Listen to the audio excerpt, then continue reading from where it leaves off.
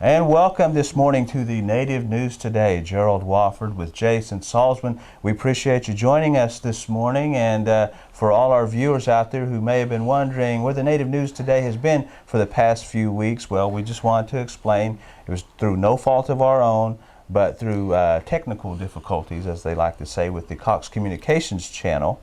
They were not able to air the program at its regular time, 11 a.m. Saturday morning.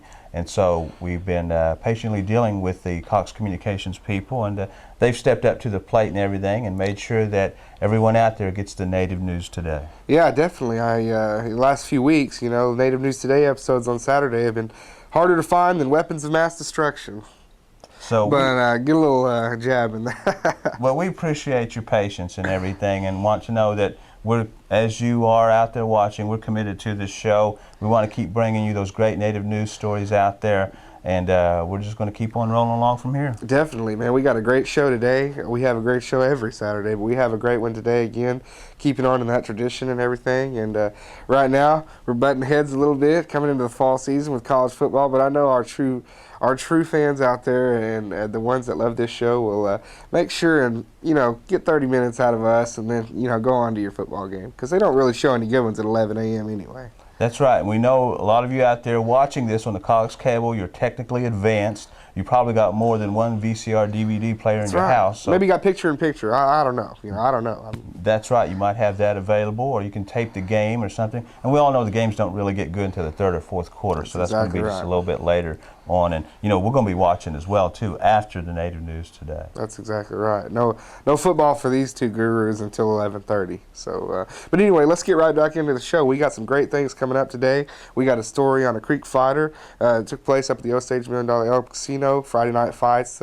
Great production put on by ESPN2. We've had the pleasure of being a part of that in the past, and once again we're able to go out, and Gerald was actually able to do a story on a Creek fighter out there. We've got Harvey Pratt, member of the Oklahoma Arts Council, very esteemed member of the Oklahoma Arts Council. He's the designer of this year's centennial, or next year actually, 2007, the Oklahoma Centennial Pendleton blanket. And he's also been upwards of 30 years a forensic sketch artist for the OSBI. So a couple of good stories there. And we got some more too as well. That's right. And as many of you probably were out and about last weekend, Labor Day weekend and everything, a lot of events going on around northeastern Oklahoma, as well as for the state for that matter. Of course, a traditional event that happens up in Tahlequah is the Cherokee National Holiday. So we went up there and kind of captured some of the action going on up there as well. So we're going to bring you some of the highlights of the Cherokee Holiday things happening up there. So we're going to be bringing these stories to you here, and we'll get right into that right after this break here. You're watching the Native News Today. Smali, tasaako tsusinili angina istun sanga. Pangana riibe hayat kaus. Kada magas. Pangana hayat kidoang noge. Fanny molo jo subananga. Tu morsati. Hitla hani subani doang. What? Hiji mokhetsari chin hisakto das tumidanga. Hiji mokkase di wekki diga. Hisagida dan hiliga. Ampane hayat kidoang. Hilimani. Matse. The Muskogee Creek Nation Tobacco Prevention Program offers all cessation classes to young and old. For more information about a healthier life and a second wind, contact one of these centers nearest you. Hijida. Hilishwa fatsa. Siyanete de dos. Moes. Well, hiji mokkeskera mokkes aknoar stinokkesis. Still easy dois. And welcome back to the Native News Today. Gerald Wofford with Jason Salzman. And before we get into our stories, Jason, we got a bit of a programming note we'd like to give to our audience. Definitely. For the time being, to kind of make up to our audience out there, our trusted audience that missed some of our shows because of things out of our control, Cox Media is going above and beyond the call of duty to help us out with making things up to our fans and our viewers. And we will be on every single night for the next 4 weeks at 9:30 p.m. on Channel 70 in the eastern portion of Cox's regional coverage. So in Tulsa, Okmulgee, Muskogee, and in those surrounding areas, if you want Native News Today every night and you have Cox Cable, you can get it 9:30 Channel 70. So we appreciate their diligence in addressing that problem and making sure that that they rectified it. So it's a great thing. That's right. 9:30 Eastern time, Eastern Oklahoma time. That is. That's right. Channel 70, as opposed to the Tiger Mountain time. Yeah, or, Tiger Mountain Ranch or Canadian Pacific time at the Canadian River there in Oklahoma. But if you get basic Cox cable channels, you'll get Channel 70. That won't be a problem. So Definitely. tune us in every night, Monday through Sunday, 9:30. Catch the best of Native News Today. Exactly.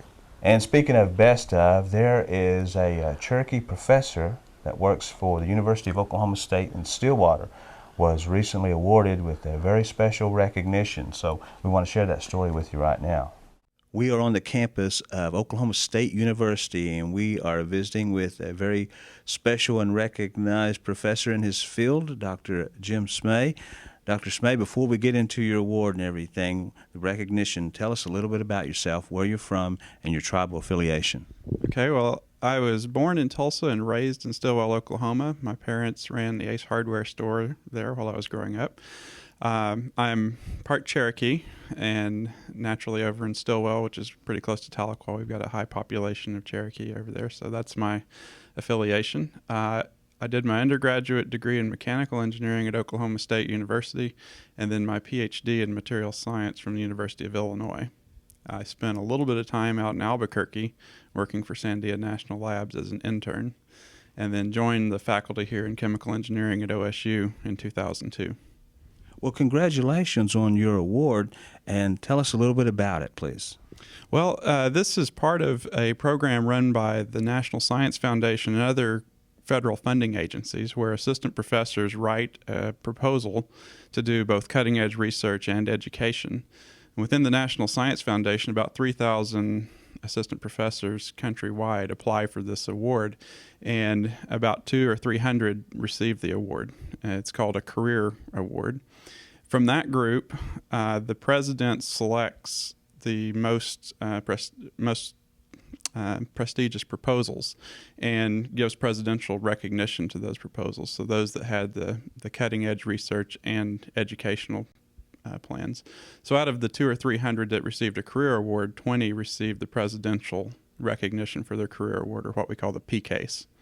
So we received this award in Washington at the White House, and the president came and congratulated us and let us take a picture with him. Well, that must have been quite an experience to visit the nation's capital, go into the White House and meet the president.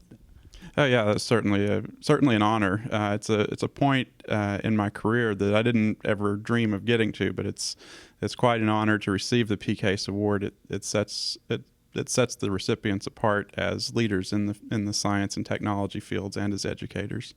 So I'm pretty honored to get it. Professionally and career-wise, what are your goals? Well, short-term goals are to receive tenure. Being a professor, that's, of course, a large milestone.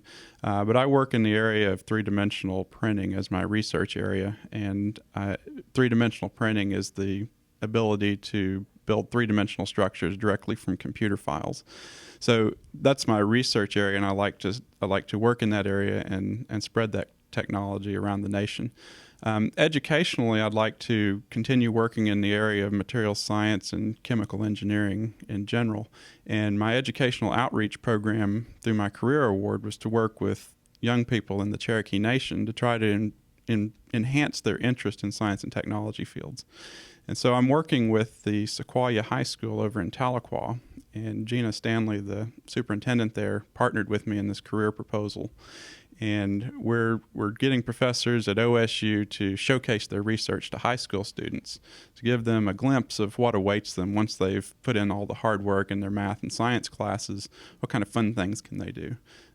Dr. Rafael Fierro in electrical engineering is partnering with me, and he works in the area of autonomous robotics. So he's got little robotic cars that drive around. That's always interesting to the students. Of course, my research is very visual as well, and it attracts the students and piques their interest. And we certainly appreciate Gerald Wofford and producer Josh Lane for picking up that story in Stillwater. You know, leave it up to a couple of OU guys to somehow fault up the name. We get so preoccupied with University of Oklahoma that we think that's not Oklahoma State. It's the University of Oklahoma State. So I got to apologize to all the OSU people out there. I know you're. We're sorry. We love Oklahoma State. Yeah, I know. But they're maybe not watching. I don't think they can figure out how to turn the television on. No, I'm just kidding. We love you guys. We love you guys. But no, moving right along, we're certainly proud of the Cherokee professor there in Stillwater doing great things at a great university. So moving right along, I was up in Oklahoma City not too long ago and visiting with a very esteemed gentleman. North of 30 years has been a forensic sketch artist with the OSBI. He's been involved in many crimes solved, such as the Sirloin Stockade murders back in the early 80s and the Girl Scout killer. The guy's name escapes me, but Harvey Pratt. He's done the Pendleton blanket for this year's Oklahoma Centennial. He's on the Oklahoma Arts Council. Very, very success story, big-time success story in Indian country. A man that's really self-made and done a lot for his people and done a lot for the state of Oklahoma in getting rid of some of the more vicious killers and people that are committing crimes out there. So really commend him and was very thankful to get a chance to sit down with him in his office in Oklahoma City. All right, we are here at the headquarters of the Oklahoma State Bureau of Investigation with Mr. Harvey Pratt. What is it, 20 some odd years here at the OSBI, Mr. Pratt? Over 30 years. Over 30 years here of service. Shows you how much I know. I wanted to say 20, but this guy's been here 30 years, been doing a great job here. And Mr. Pratt, first of all, let's just kick it off and tell us a little bit about yourself. I know you're Cheyenne Arapaho tribe, and just kick it off with telling us just a little bit about yourself and kind of what you do here at the OSBI. Okay. Well, I grew up in El Reno, Oklahoma. I'm a member of the Cheyenne Arapaho tribe. I joined the Marine Corps and did a tour in Vietnam. And I came home and started back to school and got interested in law enforcement. And once I got my degree from OSU, OSBI hired me as an investigator. And I worked narcotics and undercover operations for about 15 years. And all during that time, I got involved in the forensic arts, doing witness description drawings, and then it eventually evolved into reconstruction of skeletal remains, and then soft tissue reconstructions, and age progressions, and alterations of photographs, and specific interviews of victims and witnesses. So I specialized in a certain area of the forensics, and I retired from OSBI as the assistant director. And since I had this specialty in forensics, there was no one else doing it. They hired me right back, and so this is all I do. And I've done work in about 45 different states across America. I've done some stuff out of country concerning violent crimes and identification of unidentified bodies. So I've been involved in those endeavors for quite a while, and probably have done somewhere in the neighborhood of 7,000 or 8,000 drawings of suspects and of witnesses, and about probably 800 soft tissue reconstructions, and then the skeletal reconstructions. And then I teach at academies across the country. I currently sit on the Oklahoma Arts Council, was appointed by Governor Henry. I sit on the Cheyenne Arapaho Education Board for their college that we just started, so I'm excited about that. I'm a graduate of FBI National Academy, and I've just had a great career. It's been very rewarding. So I've stayed in it probably longer than most people. Tell us a little bit about the Pendleton blanket for the Centennial of Oklahoma coming up. Well, I designed the Oklahoma Centennial Pendleton blanket in conjunction with Brightside Trading Post in Guthrie. They're sponsoring that, and they're the ones that are distributing it through Pendleton. We had talked about doing a blanket for the gallery there, and then I discovered that there was a Centennial Commission, and so I called them up and asked them if anybody had submitted a blanket, and they said no. So I submitted my design for the Pendleton blanket, and it was accepted as the official Oklahoma Pendleton blanket, and it'll be the only one of that sort. So it's really exciting to do that, to be able to produce that. And 100 years from now, my ancestors will look at that and say, well, there was old Grandpa. Grandpa did that, you know. So I thought it was pretty cool. My kids are excited about it. My wife's excited about it, and it's one of the special things that have happened in my life concerning the art process, and so it's been exciting. Definitely. You mentioned the art process there and designing the blanket, and for many years that will be something that you can stamp your name on. You know, that's what you have done.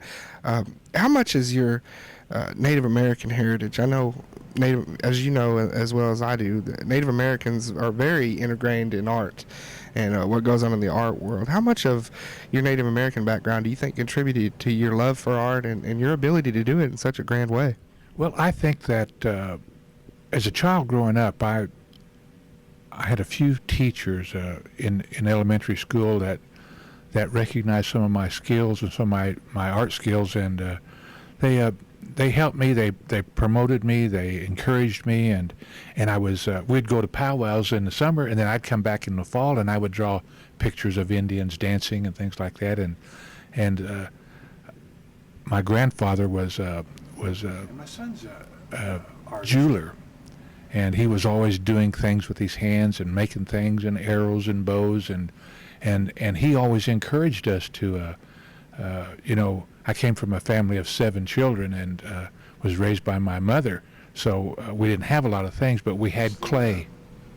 And my grandfather would take us to the river, and we'd get clay from the river, and we'd make things out of it. So Plenty of that here in Oklahoma. Yeah, you bet your boots. Yeah, so we made a lot of things out of clay, and that kind of just kept me into the art, and I had people that recognized that I had some skill. And then I went to St. Patrick's Indian Mission in Anadarko boarding school, and the priest there one day saw me drawing, and he bought me some supplies, and encouraged me to continue to draw and to paint. And while I was in high school, I sold my first painting, and in those days, $100 was a lot of money, and that's what I sold it for. And I had painted the crucifixion, but I made everybody Indians. And a lady bought it here in the metro area.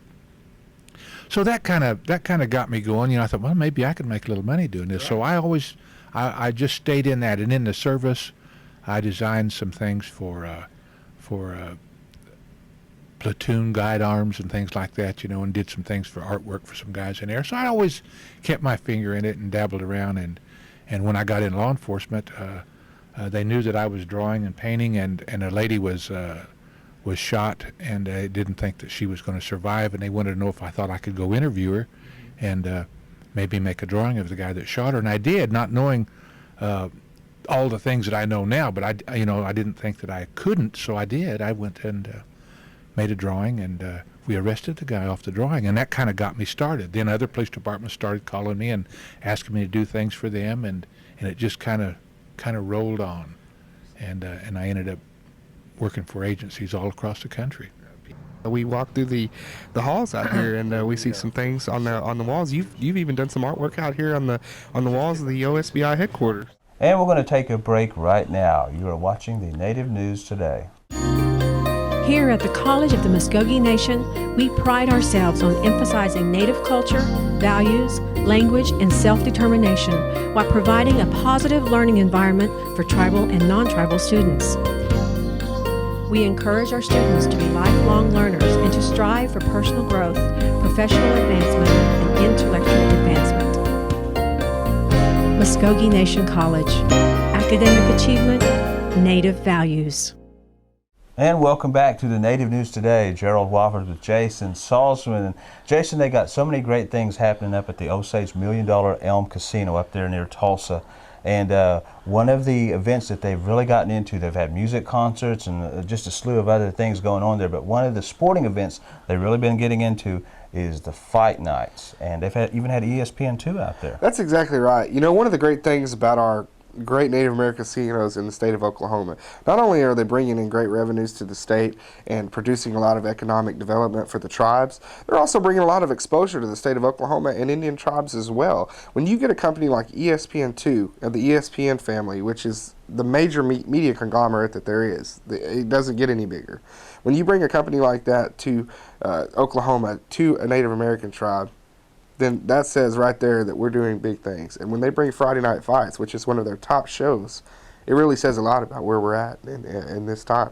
And Gerald was able to dust off the gloves and get up there and profile a Creek fighter at ESPN2's Friday Night Fights at the Osage $1 Million Elm Casino. Actually, it was a little bit of fry bread grease. We kind of took that off there. Yeah. Well, I had to retape him because he couldn't stay out of the fry bread. But as you mentioned, a Native American venue there, so it's quite practical to promote a Native American fighter that was on the card that night, Mike Cooper. And he also owns Tomorrow's Champions Gym. And here's a little spotlight on fighter Mike Cooper. Fight night at the Osage Tribe's $1 Million Elm Casino near Tulsa proved to be another successful event. Bingo Games manager Byron Bighorse was pleased. Absolutely. We love putting these fights on. It's just the excitement in the air. It's just great. And plus, too, just to have a little bit of a Native American side to it, being a Native American casino, a fighter by the name of Mike Cooper on the card. Yes. Anytime we can get one of our own into an Indian casino, it's just icing on the cake. Mike Cooper, who is of the Muskogee Creek tribe and owns Tomorrow's Champions Boxing Club, was one of the fighters on the card.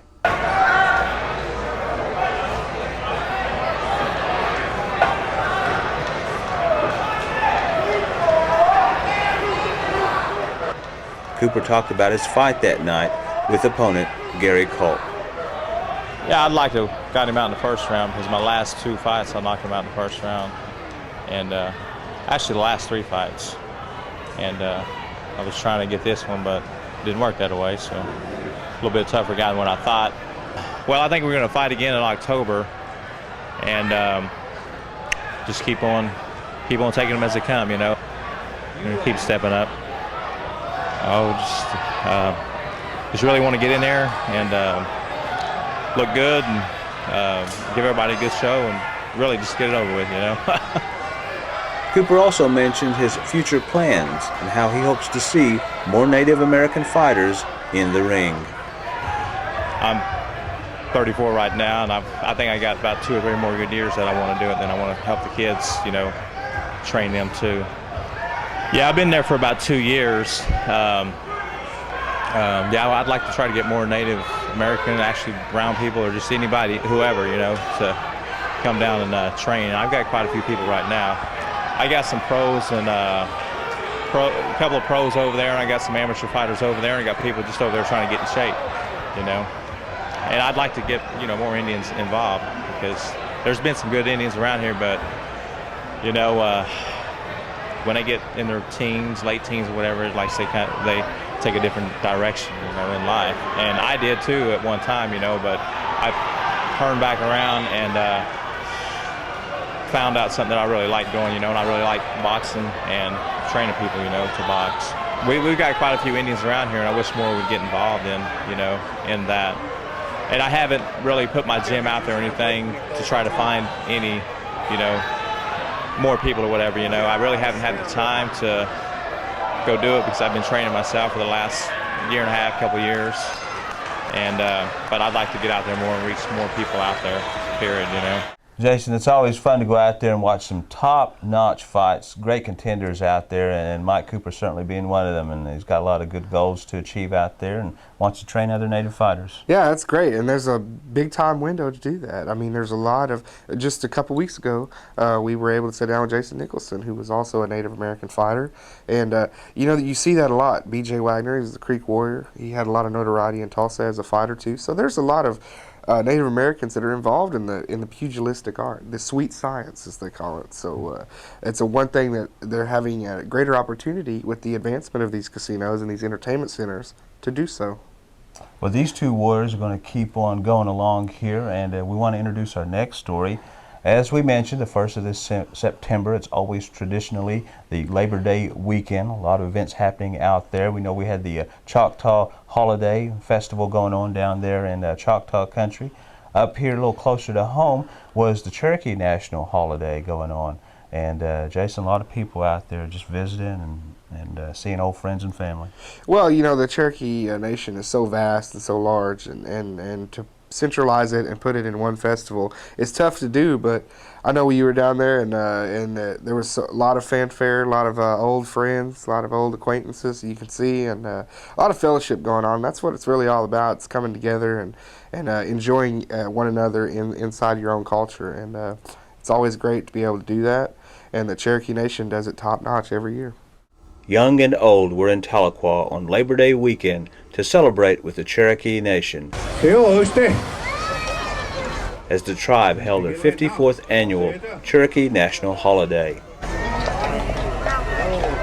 The theme of this year's holiday honored the Cherokee communities with the theme, "The Cherokee Nation shall continue in full force and effect."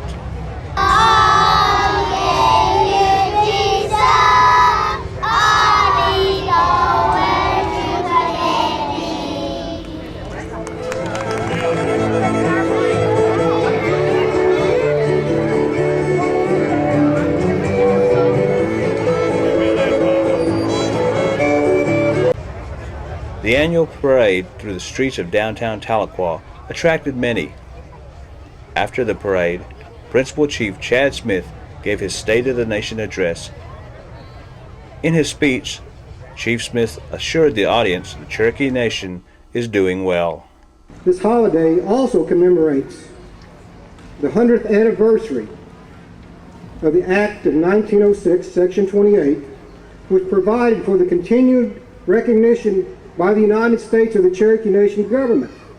It's so important because we must acknowledge that the legal continuum of the Cherokee Nation has never been broken, and that government of the Cherokee Nation, as a constitutional government since 1839, has never been terminated. The annual holiday also consisted of arts and crafts and numerous activities such as athletic tournaments, a powwow, and stickball games. The annual event attracts more than 70,000 people from all over the world. It's time to sign off here, and we'll bring in Roy Clark and Buck Owens with the banjos and do it the hee-haw ending. Yeah, as a package deal with the hee-haw, Best of Hee-Haw, we're having Best of Native News. No, but speaking of Best of Native News Day, again, just a reminder, catch us every night, Channel 70 at 9:30, okay?